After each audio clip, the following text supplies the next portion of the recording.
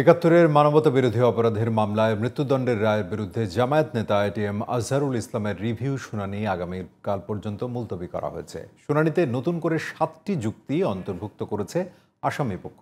তা গ্রহণ করা হবে কিনা সেই সিদ্ধান্তও জানা যাবে বুধবার। প্রধান বিচারপতি সৈয়দ রেফাত আহমেদের নেতৃত্বে 5 সদস্যের আপিল বেঞ্চ এই আদেশ দেন। এটিএম আজহার যেন ন্যায় বিচার পান সেই দাবি জামায়াত নেতাদের। সাইদুল ইসলামের রিপোর্ট।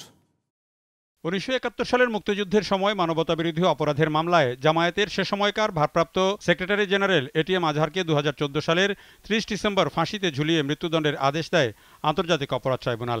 রায়ের বিরুদ্ধে আপিল হলে 2019 সালের 23 অক্টোবর আজহারুল ইসলামকে দেয়া মৃত্যুদণ্ডের রায় বহাল রাখেন আপিল বিভাগ। পরে এই রায় পুনর্বিবেচনার আবেদন করেন তিনি। রিভিউ আবেদন করার প্রায় 5 বছর পর মঙ্গলবার শুনানি শুরু হয় আপিল বিভাগে। এ সময় নতুন করে 7টি যুক্তি শুনানিতে অন্তর্ভুক্ত করতে লিপ্টু আপিল করে আজহারের আইনজীবীরা। বুধবার এ বিষয়ে আদেশ দেবেন আপিল বিভাগ। মাননীয় আপিল বিভাগ সন্তুষ্ট হয়ে আমাদের কাছে এডিশনাল গ্রাউন্ড চেয়েছেন, কোন কোন গ্রাউন্ডে রিভিউ করা হবে। তার জন্য আমরা 7টি গ্রাউন্ড তৈরি করা হয়েছিল আগেই। এই 7টি গ্রাউন্ডের কপিও আজকে আদালতে জমা দেওয়া হয়েছে এবং এই গ্রাউন্ডেই লিভ হবে কি হবে না এই মর্মে আগামীকালকে সকালে শুনানি হবে এবং শুনানি অন্তে আদালত পরবর্তী আদেশ প্রদান করবেন। মানবতাবিরোধী অপরাধের বিচারে আন্তর্জাতিক আইন ও দেশীয় প্রচলিত আইনকে অন্তর্ভুক্ত না করায় এই বিচার প্রশ্নবিদ্ধ বলে মনে করেন এটিএম আজহারের আইনজীবী। সেই বিষয়টিও আপিল বিভাগে নিষ্পত্তি হবে বলে জানান তিনি। আজকে যে রিভিউ পিটিশনের আলোচনা উঠেছে, সেখানে উঠেছে অতীতের সবগুলো রায়।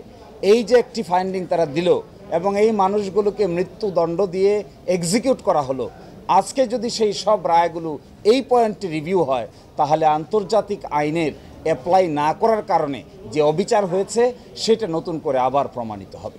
এই রিভিউ আবেদন শুনানির সময় আদালতে উপস্থিত ছিলেন জামায়াতের সেক্রেটারি জেনারেল মিয়া মোহাম্মদ গোলাম পারোয়ার। মামলায় ন্যায় বিচার প্রত্যাশা করেন তিনি।